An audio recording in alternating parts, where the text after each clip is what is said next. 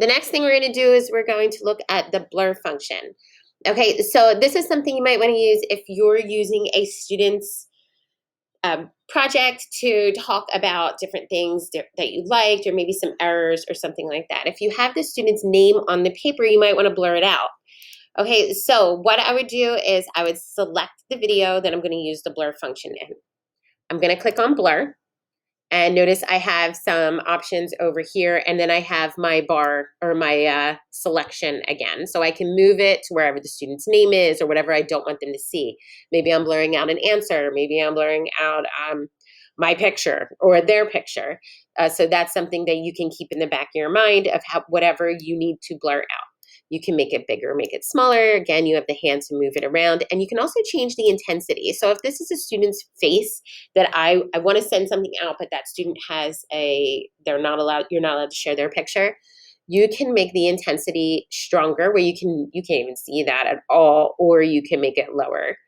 All right, so that's something that you can kind of use at your own discretion. I would click done, and now I have my blur there.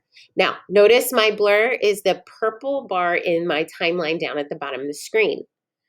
I can click on that and I can change the duration just like I can with anything else. I can click on it to edit it. If I need to edit it, I can click done again and I can leave it. If I need multiple blurs, so maybe I have 3 students that I need to blur out, I can click on it again and I can add a new blur. And I can cover that student, change the intensity, click done. Now I'm covered for both students.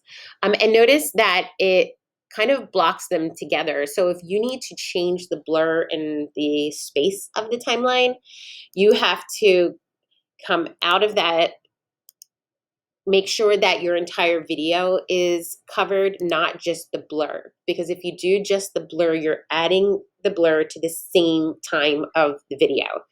If you're in the actual video and make the video yellow, you're adding the blur on a different time area. Okay, so here we go, I'll show you. So notice that it changed it to here, okay? If that blur needs to go into the second blur, you're gonna have to add a new blur in the second blur. So if that picture is still in the second area, but you need different things covered in that second area, you're gonna have to add that blur again, I hope that makes sense. All right, so I'm gonna click done. Now I have all my students' faces covered, all my bases are covered with blurring.